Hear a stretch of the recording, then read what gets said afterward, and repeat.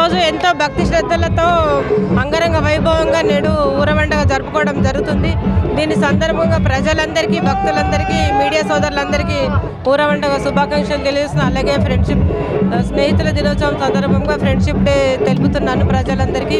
ఈ సందర్భంగా ఏంటంటే కులమత భేదం లేకుండా అన్ని వర్గాలకే కాకుండా అన్ని కులాలు మతాలు కలిసికట్టుగా జరుపుకునే సంతోషకరమైన పండగ నేడు నిజామాబాద్ నగరంలో.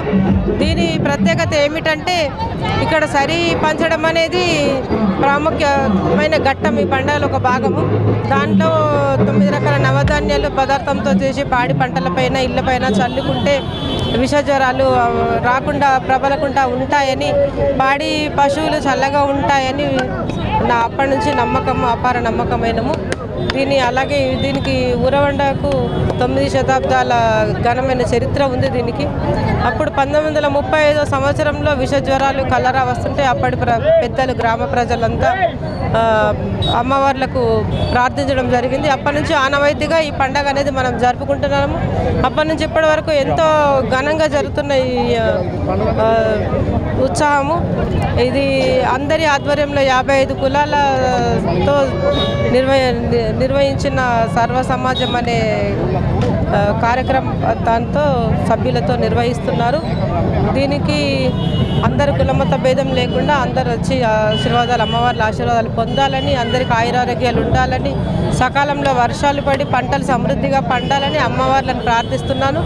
దీనికి ప్రత్యేకమైన మామిడి చెట్టు కర్రతో ఒక వడ్రంగి సోదరులు ఒక నిష్ఠతో చెక్కి 14 అమ్మవార్లను కిల్లా నుండి దుబ్బ, పెద్ద బజారు నుండగా మహాలక్ష్మి నగర్ వరకు శోభాయమానంగా శివశక్తులతో విన్యాసాలతో మన సంస్కృతి అనేది కళ్ళ కట్టినట్టుగా కనిపించబడుతుంది.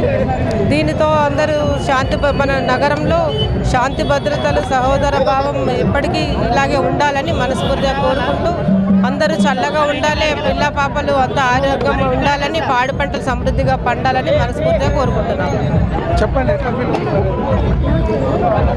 మన నిజామాబాద్ నగర ప్రజలందరికీ కూడా ఊర పండుగ శుభాకాంక్షలు తెలియజేస్తూ అందరూ ఆయుర ఆరోగ్యాలతోని అష్టైశ్వర్యంతో సుఖశాంతితో ఉండాలని కోరుకుంటూ, ఈ పండుగ ఏదైతే ఊర పండుగ మనకు ఆనవాయితీగా వస్తుందో అందరూ కోరికలు కోరుకున్నట్టు నెరవేరుతున్నాయి. కాబట్టి ప్రతి సంవత్సరము మన మేకల రూపంలో, ఈ కోళ్ళ రూపంలో మన ఏదైతే మొక్కులు తీర్చుకుంటున్నామో, దీని ఒక హిందువులకే కాకుండా యావత్ నిజామాబాద్ ప్రజల అన్ని మతాల వారికి, అన్ని కులాల వారికి అందరూ ఆయుర ఆరోగ్యం ఉండాలని ఉద్దేశంతో ఈ పండుగ జరుపుకుంటున్నామని, ఈ పండుగని శాంతియుతంగా, సామరస్యంగా, స్నేహపూర్వకంగా జరుపుకుంటూ అందరూ ఆనందంగా, సంతోషంగా ఉండాలని అమ్మవారిని కోరుకుంటున్నాను.